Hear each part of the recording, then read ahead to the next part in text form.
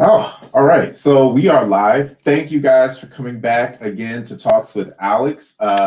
This is another Tuesday at 8 p.m. And today I have some really great friends that I'm going to discuss politics with. There's a lot that's going on in this country. And so I felt like it was good to have another conversation surrounding politics again. I know last week we talked about arts and culture. We had some of my great friends come on. We talked about education a little bit.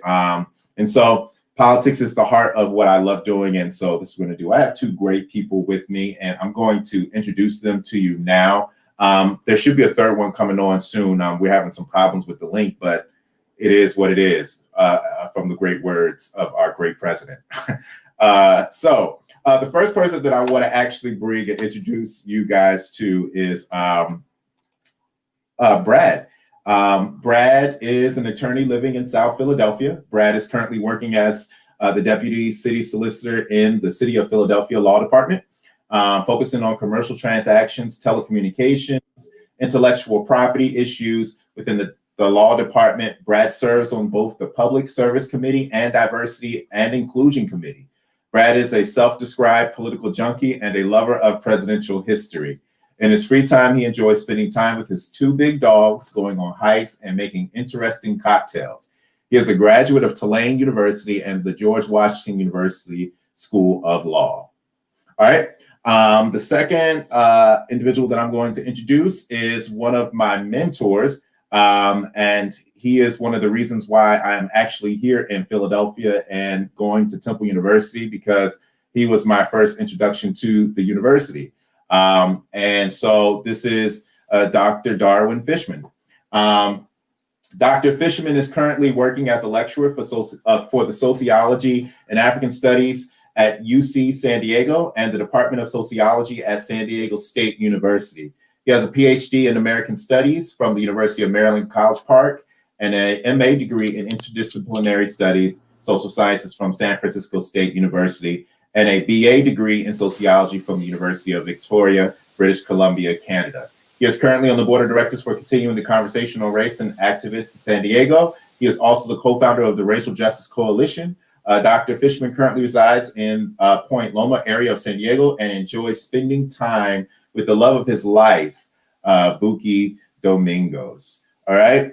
And so what I am going to do is, because I'm trying to see if I got to the last run. What I'll do is this. I'm going to bring in all three of my guests because everybody's here now. And I'll let Billy go ahead and introduce himself to you all real quick and tell you what he's up to right now.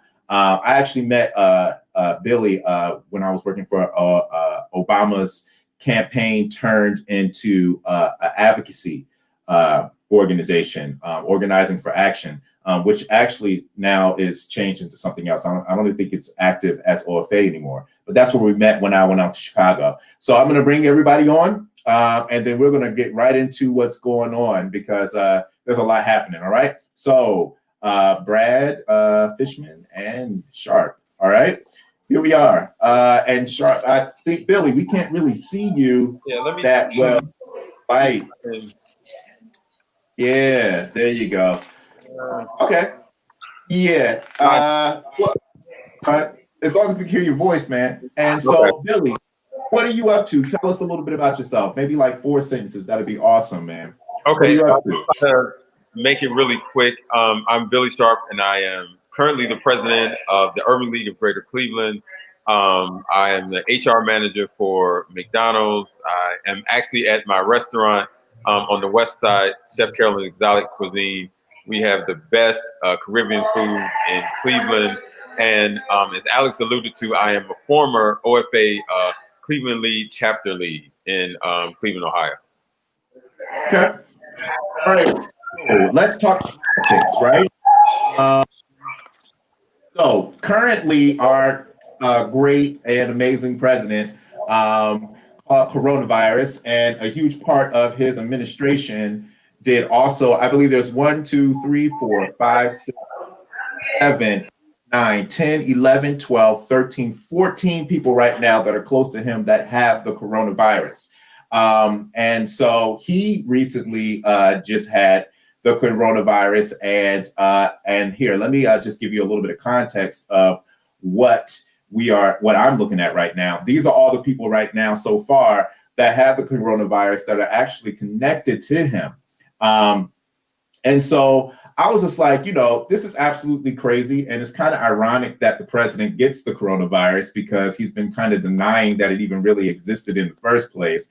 And so it's just like, how do you guys feel about this so far and what's been going on? And how do you think this is going to affect the campaign? And I'll let you go ahead and jump in on this first, Brad. How do you think this is going to affect the campaign, considering the people actually who have the coronavirus?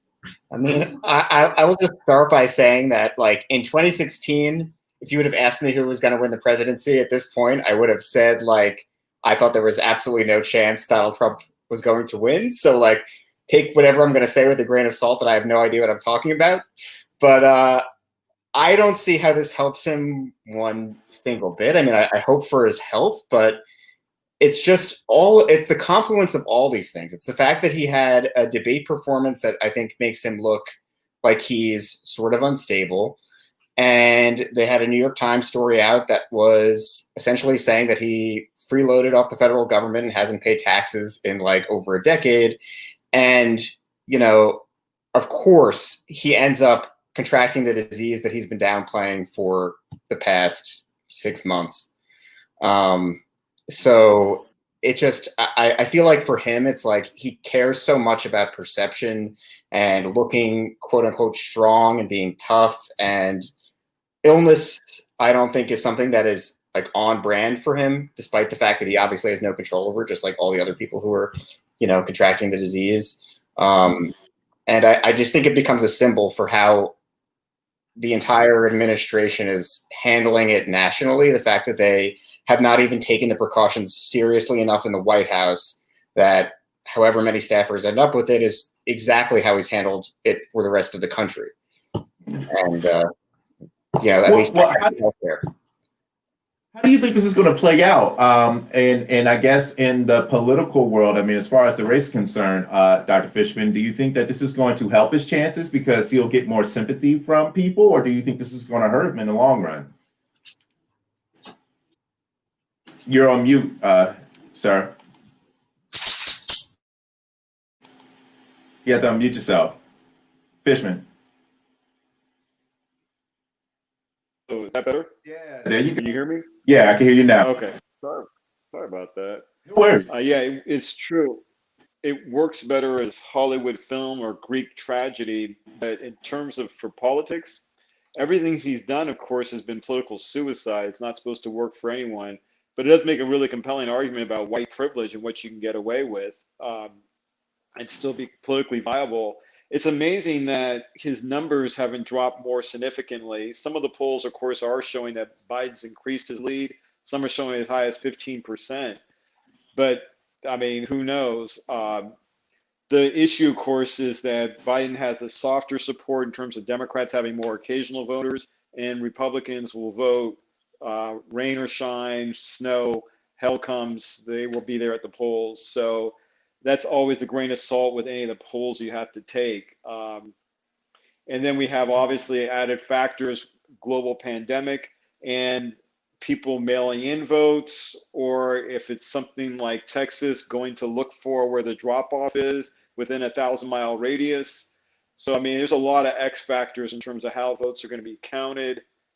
And that's why it's true, trying to make any guesses in terms of the political impact have to take into consideration all those other factors.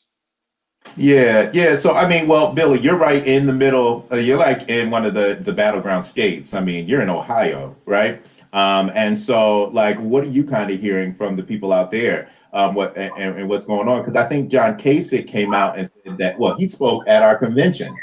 And so, like, what are the feelings that people are having towards Donald Trump that you're hearing? Well, actually, here in Ohio, early voting actually started today. So if you check my Facebook page, we were down at the Board of Elections in Cuyahoga County talking to people about early voting. In regards to the president and Corona, I think a lot of bad examples that it seemed to me the president is not compassionate in that you told people early on not to wear masks. You ultimately end up contracting it yourself. You are going to get the best care on earth. You come out of the hospital and act like it's just the flu. Well, what are you saying to people who caught it, one, and have already passed away? Obviously, you can't say much to them. But the people who actually have it now, they are not getting the kind of care that you're getting. So coronavirus, when they catch it, myself and the people on the panel, it's much more serious. So I think the president projects a huge amount of lack of compassion at this point. I think he's mismanaged. He's mismanaged this crucial pandemic to the detriment of a lot of people. And I just don't even given that he's got corona, I still to this day don't think that he's really gotten it, given that you were in the hospital for 2 days and you're already racing essentially back home. It's just irresponsible. I mean, let me ask. Well, even with all this going on, I mean, like, and I'm just playing the devil's advocate. You have a president that just had a debate where he made Joe Biden look like he wasn't quick enough to handle him. And then he goes and he gets sick with the coronavirus, comes back strong. And so, like, I mean, you don't think that these things are going to help him? I mean, the people that are committed to Trump are committed to him regardless. I will say, though, in like furtherance of Dr. Fishman's point about the fact that Democratic voters don't always come out as reliably as Republican voters in these elections, I do think, like, looking at the polls, even if they're not completely reliable yet, it is showing that older voters, for one of the first times that I can remember for a Democratic campaign, are going with the Democrat in sort of overwhelming or becoming overwhelming numbers now.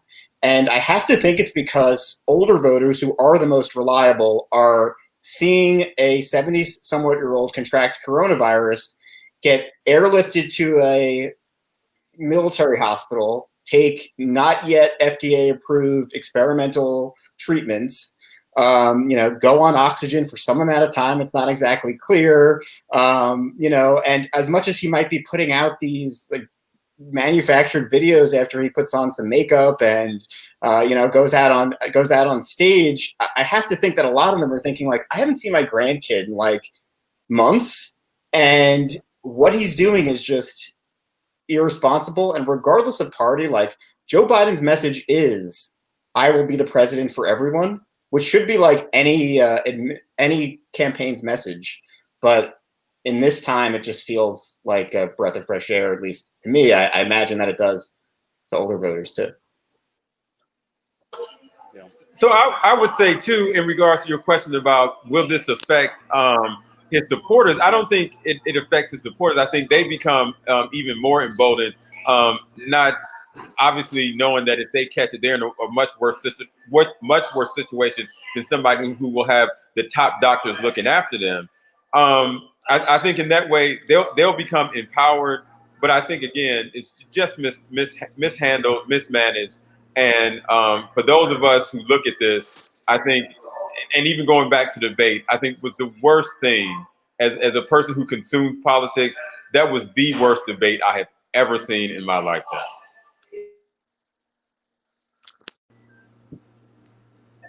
You're muted. You're on mute. Alex, you're on mute. So it's interesting that you bring up the debate, because that's the next thing I actually want to talk about. We had Joe Biden did a town hall yesterday where they asked him how he felt about the debate. Lester Holt did an interview with him, and I kind of probably want to just bring up this video and let you guys kind of watch a piece of what his response was to that, because it was just like, whoa, are you kidding me? So here it is. Let me just play it for you guys, and you can just kind of come up with your own. We can talk about this real quick. Told him to shut up. I think most people believe that the president was interrupting you, but it seemed to go against some of the language you've said about not being divisive. Well, do you regret any part on your part? It did, and I was trying to figure out how I could possibly have him respect the debate, respect the evening, respect the moderator, and get us an opportunity to speak. The one thing that became absolutely clear, he didn't want to answer any questions. He did not want to talk about substance. If you notice, not one single time that I can recall did he offer a substantive answer or criticism related to policy matter. It was all invective. It was all personal. It was all things that have nothing to do with whether they're going to change these people's lives for the better. And I did get very frustrated. I did get frustrated. And I should have said this is a clownish undertaking instead of calling him a clown. But the fact is, it was, to be very honest with you, I think it was embarrassing to the nation. Hey, NBC News viewers, thanks for checking out our... So what did you guys think about his response to that? I mean, like, I mean, we saw this debate, and like I said, like, I felt like Joe Biden was not quick enough to really handle what was coming at him, because Donald Trump is clearly rude and disrespectful, and he doesn't know how to hold himself or refrain himself from just saying things. It was almost like if you ever watched Golden Girls, and the premise of the mother in Golden Girls was that she had a stroke and she couldn't control the things that she said. She would just say stuff just automatically. And so, like, I kind of felt like that was Donald Trump in the debate. But Joe Biden, I mean, what we wanted to see was somebody that was going to be able to snap back and have a good clap back when Donald Trump said something, so it would give us good TV and we can go rah, rah, rah for Joe Biden. But, like, we didn't see the "this is malarkey" Joe Biden against Paul Ryan. We saw Joe Biden that looked like Sleepy Joe. Like, what do you guys think about the debate that happened? Yeah, I'll chime in. And I'm sorry about my sound coming in and out, but I did hear the debate, that what you just played for us. And I think part of I would say this, it's the context. So putting on my political science hat, like when I'm teaching my students, the thing I tell them is, if you have an effective strategy that will win, then on a certain level, ethics go out the door. So I heard that, and I don't know whatever if this is rumor or true, that Chris Christie's advice to Trump with the debate was to keep interrupting Biden because he used to be a stutterer, and that would get him off his feet. He can't think as quickly.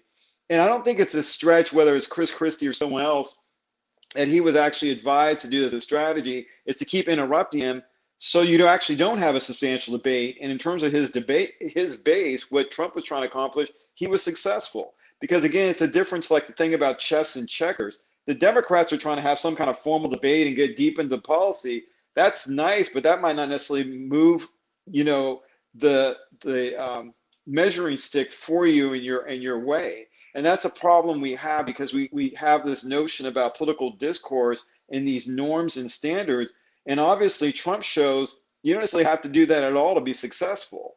And there's a difference in that sense between doing things like achieving and getting power and being successful versus following the norms and guidelines that you're supposed to have, like the agreement in the debate. And I think that's really, we have to take that on directly. Otherwise, we get into this false equivalency, like both of them are taking the debate seriously and want to present ideas about the country and what they want to do. Yeah, I completely agree with that. I felt like watching it, I was nervous for the same thing that Alex brings up. Like, Trump is so good at the stagecraft of like making it an entire spectacle, and Joe Biden is actually trying to have a like thoughtful response that is honest and like in line with reality, and it makes it harder for him to get out a statement when he's getting interrupted and thrown off track. But I have to think, I hope that people watching will realize that the debates are like theater that is not actually relevant to your ability to handle the job, and that they feel like watching Joe. And I had the same feelings about, I was not a Joe supporter. I'm I'll admit that I'm a Democrat. I was voting in the primary, and I was not a Joe Biden supporter in the primary. And I sort of had the same feelings about his slowness and his lack of being able to handle a debate. But again, I wonder if people watching are like, that's not actually the thing that's relevant, and we need a president who is somewhat steady and is not making us constantly feel like we need to anxiously check our phones to see what he's done.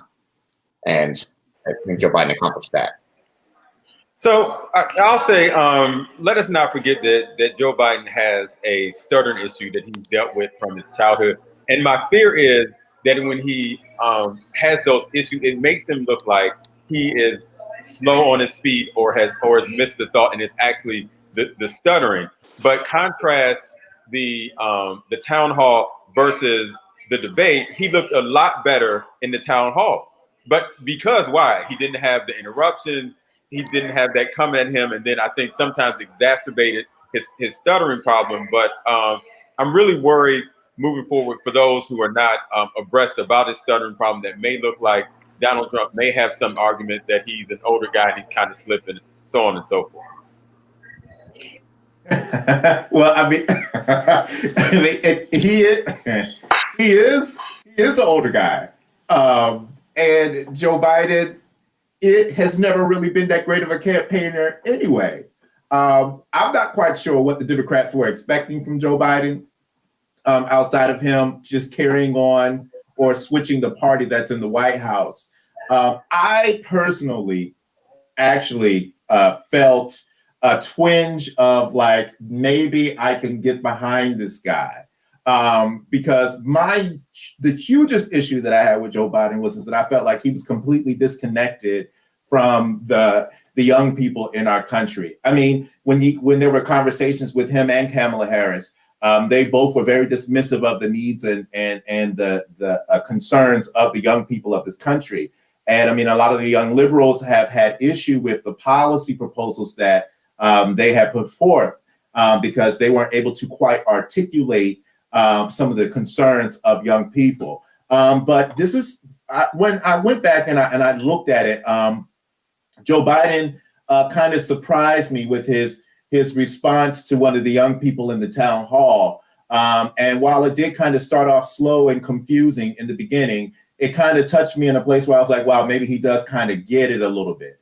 And so here, let me just let you guys watch this little piece real quick. It's a little snippet. And I was just like, I wasn't sure about how to feel about it, but it did kind of make me soften towards Joe Biden. And I was just like, okay, all right, Joe, maybe there's something here with you.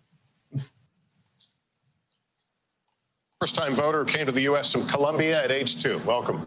Spent a lot of time in Colombia. Thank you for the introduction. Vice President Biden, thank you so much for coming to me and speaking. If you in November will be a 5th-year age gap between you and myself. My generation, Generation Z, is growing up with school shootings, police brutality, and protests, and the inability to earn a livable wage, even when holding advanced degrees like myself. Someone like yourself, an older white male, represent my generation over the next 4 years. And please, Vice President Biden, can you guarantee me that the American dream still exists? We've got about 90 seconds. I'll get to the end. I guarantee it still exists. Number one, look, with age comes wisdom, hopefully. I've been there. I've watched. I'm the guy that's talked about when the 9/11 generation getting so badly damaged. I'm the only one you've heard speak in the last 5 years about how your generation, my granddaughter graduated with honors from Columbia Law School, in fact, is having trouble. The fact that I have 2 granddaughters that are in school, in college, and 2 more children who are in high school. They, in fact, has been really, really put behind you all. You get all these degrees, you end up with all this debt, and you're in a position where you get a job because no one's hiring, or if they're hiring at very low wages. And so what we have to do is we have to make sure that you get the opportunity. That's why I'm going to eliminate a lot of your student debt. If you, in fact, if you come from a family less than 125 grand and you went to a public university, I'm going to make sure that everybody in this generation gets $10,000 knocked off of their student debt as we try to get out of this god-awful pandemic. I'm going to make sure that the opportunities you have are considered. For example, if you're a first-home home buyer, you haven't even had the opportunity to gain enough income to be able to have down payment. The first-term home buyers are going to get $15,000 credit to be able to buy their first home, because that's how people accumulate wealth. That's how they get started. That's how they move. We're going to make sure we recognize you, advance you, and make sure that you look. My children, my grandchildren, you are the future. You are the future. As I said, for example, I made the comment that I view myself as a transitional president. They meant, is that one term? It's transition to your generation. You're the best educated. You're the most open. You're the least prejudiced generation in American history. The future is yours, and I'm counting on you. Mr. Vice President, thank you. That Yeah, like I thought that was good. I felt empowered by that message, and I was like, "Where Alex, is I this?" think you're muted. Can you hear me now? I'm sorry. Yeah. Is that better? Yeah. Yeah. So I was just like, "That was good." Where was this Joe Biden on the campaign trail where he was running during the Democratic primary? And is this type of message not a message that resonates with Democrats? Yeah. Is that the reason why he waited? I think it is, but I think you have to think Joe Biden, one, I mean, in fairness to him, he was the youngest senator, I think, at his time when he got elected. He got elected at like 29 and got sworn in when he was 30. But I mean, he is an older person, right? And I think he was running in a Democratic primary that was filled with young, diverse candidates. And I think, giving the best assumptions to Joe, he was probably thinking, this is the future of my party. And I don't think it's in his instinct to want to attack those people. I don't think it's in his instinct to want to tear down, a mayor of a young mayor of a city who's trying to run for office, or a young attorney, like former attorney general of a large state who's wants to have a future in the party. And I think that was what his non-attacking was about. But I do think that he's the type of person who would be responsive and listen to the needs of young people and actually have the wisdom and ability to get stuff done that is could find like large bipartisan consensus in the country. Yeah, I will also bring this into our discussion too, following from my mentor, Dr. Ron Walters, used to be the chair of the political science department at Howard University. He always talked about leverage politics for our community, and on a certain level, it translates into about what we get. So if you can take, for example, with Trump, like the federal judges, the 300 judges, all of them are white. So it's in that sense reasonable to expect that if we're going to be supporting Biden, that he would do better than that. And you get a thing like with Kamala Harris already, Senator Harris, that we've got a better shot of getting more for our community from Biden. And I say that because I think what we can put too much of an emphasis on is the show part. And so, for example, like the policies that Trump has had, how many know about that he's only appointed white judges, right? And that's part of what's at stake with this election. For that matter, Governor Newsom in California just appointed a gay black male, right? First time. Elections matter. I mean, and that should be, in that sense, we expect that from Newsom to deliver. What we expect from Biden too is on a certain level, a whole lot of things, but at least on a certain level, that type of level of diversity, and in that sense, literally sharing of the pie and the resources. Yeah. And I will say too, I just want to say one thing about Biden. I still have memories from the time that when I was in grad school, and I had recently come out of the closet, had a boyfriend for a few years, now husband at the time. And I remember watching Joe Biden on Meet the Press be the first one to come out for gay marriage in that administration. And before, our Barack Obama, who I had fought so hard to get elected 2 times. And for me, it felt like I still have, the same feeling I did toward him when I heard that in that moment. It was like I felt he was able to start, I think, acceptance for us in a way that a lot of other candidates wouldn't have been able to. And I still appreciate that about him. And I don't think that, for all of Joe Biden's past mistakes, and there have been plenty, like his vote for Iraq, his crime bill, everything else, I have to think, and I know, listening to him and listening to his actual and reading about his actual record, he's responsive to people, and he's empathetic and actually cares about people who are not just like him, Well, go ahead, Billy. I would say this is Joe Biden's first time making it to the top of the ticket. I think he's growing in the campaign. You would imagine that at his age still being able to grow. But this is his first time. The spotlight is on him completely. So in regards to young people, I think he's made some headway. I also want to say too, don't underestimate the American people's want to get things back to normal. I don't think we've seen a president on TV as much as we have with Donald Trump. So I think a vast majority of us just simply want to get it back to normal. Somebody that's in the office that's fairly reasonable, that we don't have to see every day.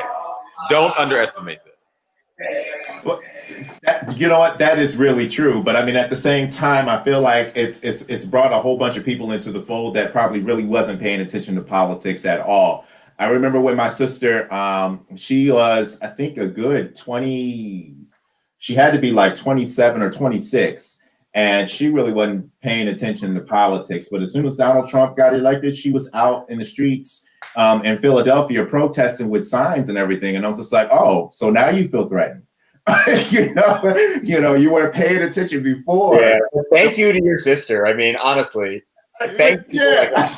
It's just like, you know, oddly enough, I mean, good, bad side, Donald Trump has made a lot of people pay attention to politics that probably never paid attention to it before. It could be him. It could be Cambridge Analytics who did it. I mean, we don't know what it was, but this administration or this time in politics has put a spotlight on these political figures like it has never been before. I mean, Barack Obama started it, and Donald Trump just kind of took it and kept it going. I really, and now even so much that the conversation around the Supreme Court has become extremely large. I mean, we had Ruth Bader Ginsburg, which I'm still a little bitter against, who just passed. And I'm saying I'm bitter against her because when Barack Obama asked her to step down, she should have stepped down. And I mean, I'm not even going to talk about hubris of politicians and people who are in power for life and are able to make those decisions that are what's best for them and their hubris and not necessarily what's best for the country, because she had already dealt with 2 spats of cancer and beat it when Barack Obama had asked her to step down. But I digress. So now we're in a situation where Donald Trump is Supreme Court justice in there and trying to fast track it through the Senate. And of course, Mitch McConnell, who was there, who fell on his face, which was actually a hilarious video to watch when he fell down and then almost couldn't get up. And that's sad because, you know, we have this vitriol and these strong emotions attached to these politicians now. Now that we're all paying attention to it, it's so polarized in this country.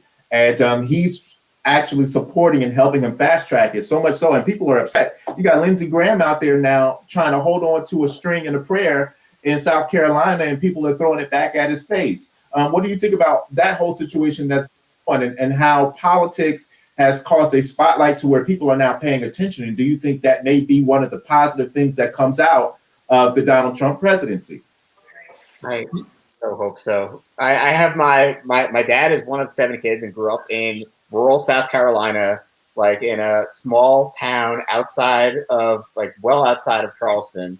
And has been in this gerrymandered district. His family's been in this gerrymandered district with Jim Clyburn representing them for decades. And I feel like it's a time for people in South Carolina, Black folks in South Carolina especially, to realize their own political power.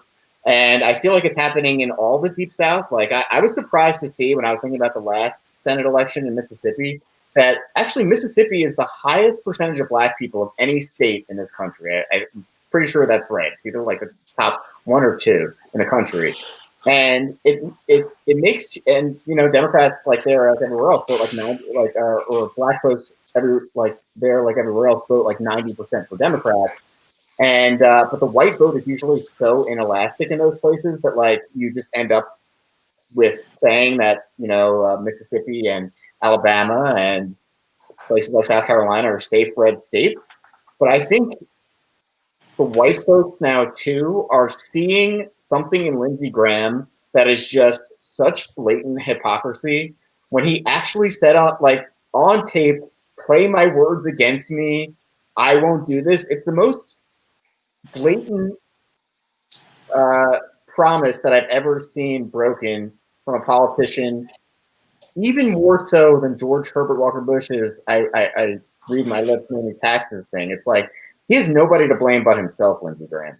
And I hope he loses, but Well, apparently he's being outspent. I mean, Lindsey Graham keeps going out there saying that the guy that's running against him, I forgot what his name is like pummeling with the fundraising. I mean, and oddly enough, Lindsey Graham in that state was the person who had raised the most money for a Senate race before his opponent came along. What say you, Dr. Fishman? Yeah, and I saw the thing for Lindsey Graham hanging out with the Proud Boys, leader of the Proud Boys. And I guess that when the tough gets going, you go hang out with white nationalists. Hopefully that will be rejected. And again, it's the worst of the Trumpism, overtly playing that racist card. And I think these elections will be a gut check once again. And we have to just keep beating back that demon. But I haven't been following the race that closely. I get that a lot of these races are hinging on Trump, the national trend. So I'm not, I certainly hoping for a blue wave, if for nothing else, to reject that kind of overt racism that we're getting.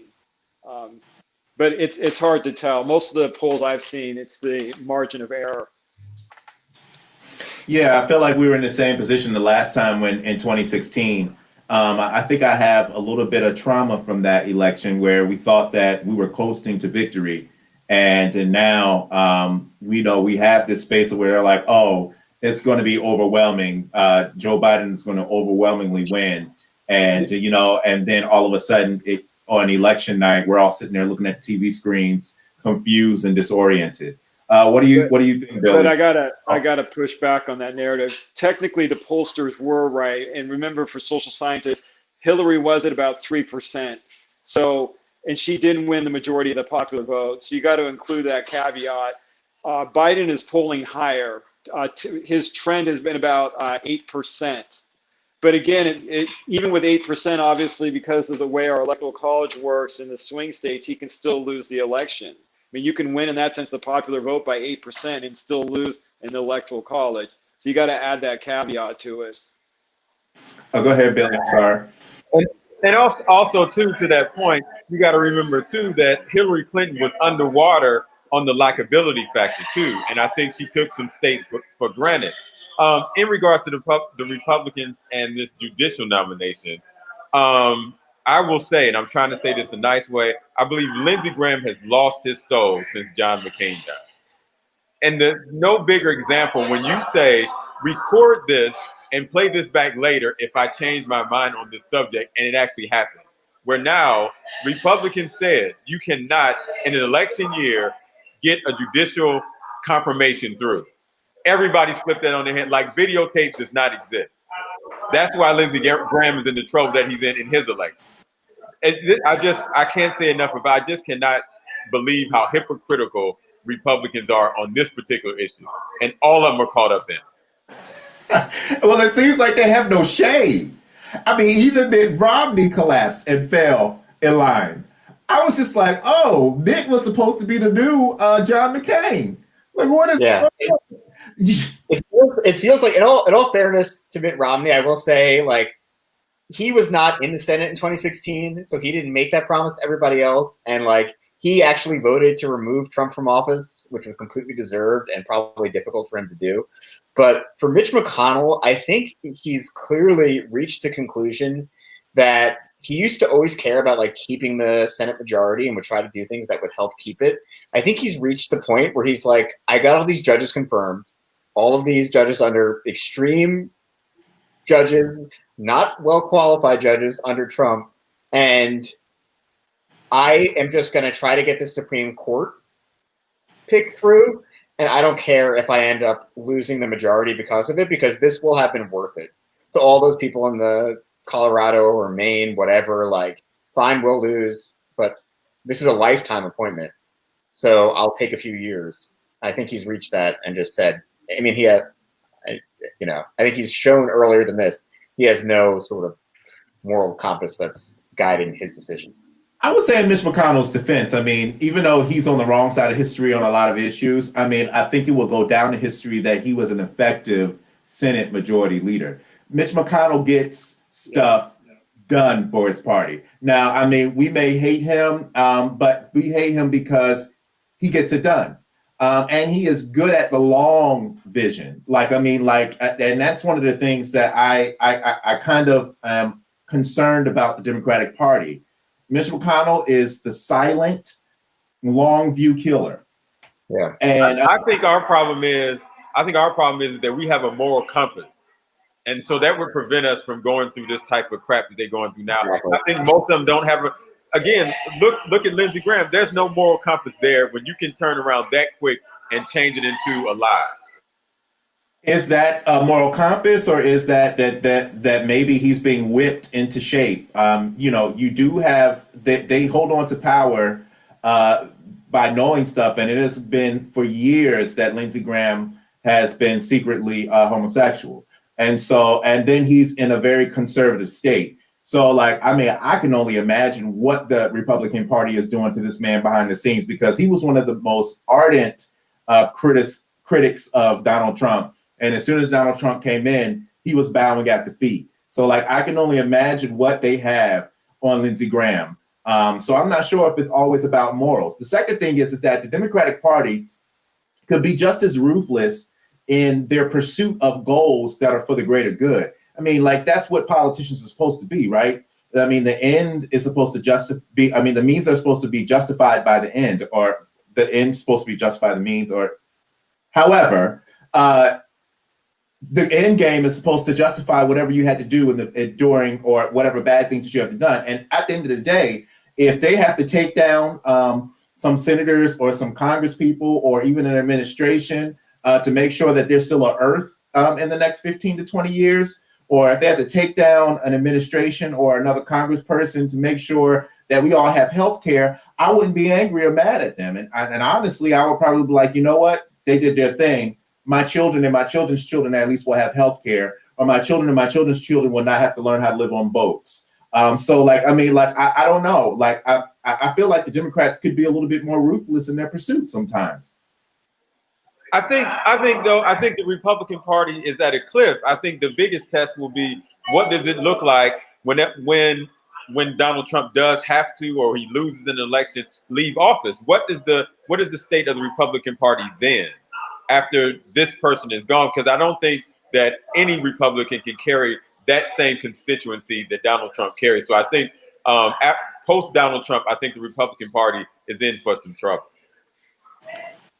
Yeah, and in terms of being like, I don't want the Democratic Party to not have a soul and not stick to their word and not care. I don't want them to be like ruthless in that sense.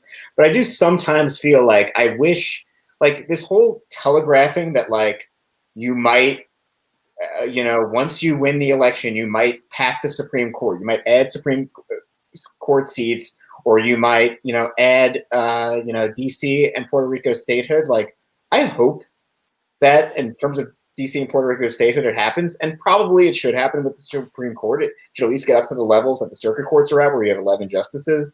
And I think it's fair to say that, like, these were circumstances where justices were robbed. But, like, I don't know that the Democrats needed to say that first. And I think what Mitch McConnell would do if in this position, he would just do it once he had the power. He wouldn't say it beforehand, because it doesn't help him get the power. It doesn't help Democrats get the majority by saying that they might pack the Supreme Court. It's an unpopular issue, but just once you get it, then do it. Don't bluff if you're not going to do something. Just Mitch McConnell says exactly what he's going to do when he's going to do it every time. Like, Mitch McConnell is always straightforward with what he's going to do. When Barack Obama came in, he said our number one goal is to get him out of office. Like, he's been saying exactly what he's going to do every day. Now, I will say that's another thing about Mitch McConnell. He is honest. He was like, what? No, I'm going to do this, and that's it. And I don't care what you guys say. And he keeps it moving. About that, but they clearly lied about the Supreme Court thing. They clearly, in 2016, they maybe should have and could have just said, we're not going to confirm this. We're not going to even listen to hearings for Merrick Garland, Obama's Supreme Court justice, because you don't have the majority in the Senate, and we're not even going to listen. But that's not what they said then. So I think even him, he's like, he wants to say things that are popular during an election year. He thinks, at least he used to think about politics in the sense that he wanted to keep the Senate majority and wanted to win the presidency. And then too, like, I mean, he could take this hit because, I mean, they're going to have influence in our court system for the next generation. I mean, like all of the liberal things and civil rights things that we would want to try to push through that they probably wouldn't be able to do through legislation. They're going to be able to do that through the judicial system. And we know that the generation that's coming up behind us is extremely more liberal and a lot less racist. And so they're going to be able to churn a lot more conservatives through the judicial system because they are now, they have a majority in it from the Supreme Court on down. I mean, they have been strategically putting people in the circuit courts and all that type of stuff, this whole administration. So like, I mean, I think that they're going to establish, yes. So they're establishing a way, even though their party is going to be in a disarray, they're going to still be able to hold on to power and be able to come back from it. And so like, I feel like I said, I mean, it's about the long game for Mitch McConnell. And I think I respect that about his strategy and the way that he operates. But anything else? Yeah, there's another part, which is the audience, the consumers. We make a decision. And your part about ruthless, on one level, I agree with you, but you also have to think about, do this. I'd say you think about the logical consequences of being ruthless. I mean, then you ultimately, Trump is that creature. He's the monster Republicans created. And if you really take ruthless to its logical extension, why not have a dictator? Just annihilate, take out the media. Why do you need free speech? We can just shove through what we want. I mean, Trump in that sense is a Republican wet dream. I mean, that's, what many of their supporters crave. What he's doing is their audience loves. When I talk about Trump, when I'm doing it with my students, I say, look, the most important election was winning the Republican nomination. He beat out like 16 other Republicans. That was the biggest election. How did he do it? He was the most racist. Look at his message. Mexicans are rapists and murderers. Arabs, ban them from coming here. That's more racist than the other people he was running against. Who was his primary audience? White males. We have to talk openly about that and about how our political discourse works, because the Republicans are the masters of that. And we tend to like just talking about that in private and not talk about how effective it is what they do. So let's back up, because I think you're giving Republicans too much credit, because that was actually what I was talking about before. That was actually Cambridge Analytica, right? And so I mean, and I'll toss this out to you. Watch the movie Brexit on HBO, because it kind of takes a deep dive, because this is not something that only happened in the United States. This is one of the reasons why the Leave campaign was successful in England and why Boris Johnson is now the prime minister. And we mirror a lot of the same discourse in America that we do in England. And so I'll kind of break it down into something that's very simple, but basically what their strategy is to destroy common knowledge, right? What is the common knowledge about things that are political and about reasons why things are happening in this country? If you distort that, right? And then use data from social media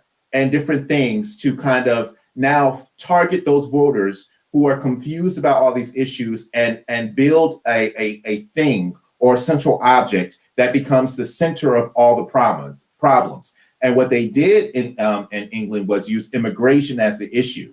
Sound familiar?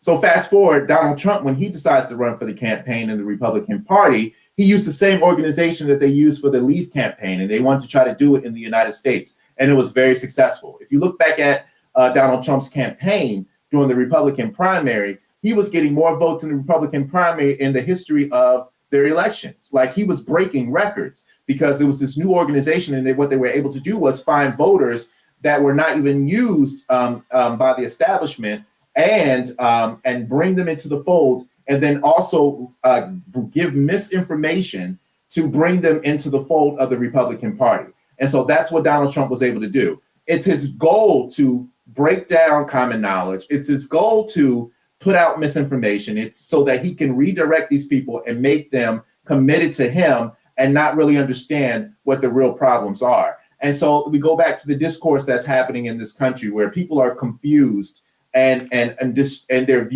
points about issues are highly distorted with all of these fake news organizations that are pouring into the general public.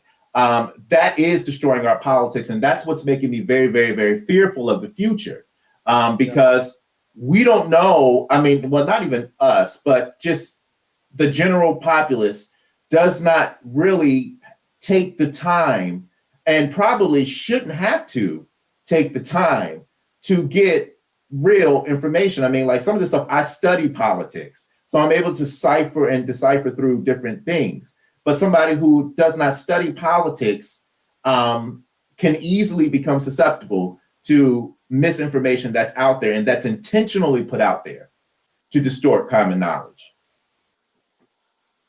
So go ahead. I will say I sort of feel like it's one of my biggest frustrations that I see, you know, particularly like relatives of my mom. My mom's, you know, a white Italian woman, grew up on Long Island, and like her side of the family, I would say, are like Trump's most vocal supporters. Some of the people who I like, people who are family members of mine, and I sort of felt like Cambridge Analytica is a vehicle, but like that, if Obama would have done it, would have been seen as like just good data mining through Facebook. He did. He started it. But Cambridge Analytica is the vehicle, and it feels like it's all Russia. This was Russia's plan. Russia has always had disinformation as their way of governing. When they, you know, invaded parts of Crimea, they said, no, we're not actually doing it. And they were amazed to see that they could actually get away with it because they could put out news service and Twitter feeds that say that they're not doing it. And for all the disinformation that's out there about the Mueller report, like for the folks who actually read it, like it makes clear that they were amplifying voices on Facebook and Twitter that had wrong information. And Trump makes it worse by saying that he doesn't trust all the institutional media. Like back in the day, folks used to be able to watch a few broadcast channels and see what was going on, and they'd have like clear set of facts when they watch stuff. But the pit in my stomach when Trump won was not because he's ideologically different than me, because Republicans have won other times since I've been alive, but I felt like we had been attacked by a foreign power that does not care about the same values that we care about: journalism, free speech, and information dissemination. I will say this. I mean, and I'm sorry to make the comparisons because, like, literally, I'm just coming. I had my Brexit class, and it ends at 8, and I come directly onto this afterwards. But one of the things that I always said about, and I won't even go back farther in history. I'll just go back to David Cameron, who was the prime minister before the female president. Theresa May. Yeah, Theresa May. Yeah. And one of the mistakes that he did was when he would go to the EU to try to get concessions from the EU, he would go back to the people and he would give disinformation to them about reason why he was failing to get what he wanted out of the EU. And sometimes he would use the EU as a scapegoat to make himself not look like he was just a bad negotiator or make him look weak. And I think that politicians now in our country do the same things at times, where they would go and they would try to get something from the Congress or from somewhere else. And then when they're unable to do it, they use something as a scapegoat. What Donald Trump was successfully able to do was take all of those times where we used other things as a scapegoat to try to protect our brands or our reputations. And he was able to fuel those things that were already bubbling under the surface. I mean, our country is going through horrible degrees of economic inequality. We see high levels of economic inequality, and it's hitting pockets of this country and a lot of minorities and a lot of poor white people in the middle of the country. I mean, it is what's happening. I mean, we have the TPP wasn't that great for this country. Our trade deals are horrible. We have big companies leaving and going to other countries. We're competing with countries who don't have the same labor laws as us. And so our country financially is suffering. And there are a small portion of this country that are doing amazingly well. So people are feeling the hurt. The problem is that they don't know who to point at. And so all these people that were used as scapegoats, whether it be immigrants, whether it be Black people, whether it be any type of people, gay people with their agenda, it could be anything that politicians have used to say these people are stopping us from getting what we want. Donald Trump was able to use those tiny scapegoats and bring them all together and use them as a force to take over the presidency. So I don't know if it's necessarily Donald Trump's fault all the way. I think that we as a country have to come to Jesus on the way that we have been redistributing money in this country economically, because people are feeling the pain. They just don't know who to blame for it. And that's really what it is. All right. Well, I feel like part of it is trade policy, but I really, one thing I really did agree with Andrew Yang when he said during the primary was like, everybody is scapegoating immigrants for taking their jobs. The reality is, when you go to CVS, it's not an immigrant who took your job, it's the machine that you're able to do a self-checkout with. And like, automation has created an issue where we aren't able to fill a lot of jobs that we used to. And Trump was able to successfully say it's all these other people's fault that you don't have a job right now. It's the fault of the people who are getting their rights for the first time. It's the fault of women who are getting more equality, and Black folks and LGBT folks and immigrants. And in reality, like, the robots are the ones who are actually taking the job. So I will, and you're right, because we're actually going through the next industrial revolution. But I will leave it on that. And what I'll let you guys do is, this is your time to kind of leave the audience with a positive word and tell them how to follow your career. If you would like them to do that, give them how to follow you or how to connect with you on social media. Okay. And I will start with Dr. Fishman. We'll go to Brad, and then we'll leave off with you, Billy. Okay. There you go. All right. Thank you. I really appreciate being invited back and enjoy being on the show. It's a really good discussion. And I'm a part of the Racial Justice Coalition in San Diego, and we have a website, RJCSD, that's easyenough.org, as well as Racial Justice Coalition of San Diego on Facebook. And we just successfully were able to get a ban on the chokehold, and we've launched a new campaign directed at the district attorney, prosecutor, resign for rogue police officers. So that's definitely part of my work, keeping up the street heat, the pressure on the elected politicians, as well as also working as a professor at San Diego State University, where I can be reached there too. Thank you. Brad? I would just say to everybody, if I had one message to anybody who's going to listen to this before November 3rd, would just be, please vote. And please, if you care to listen to this and you care about these issues, like, don't think that your vote doesn't matter regardless of what state you're in. Vote and tell your family and your friends to do the same. And I actually had to look up my Twitter handle to make sure that I had it right before while you mentioned that while Dr. Fishman was talking. But I'm at Brad Ham 1 on Twitter. I don't tweet a ton, but I appreciate any followers.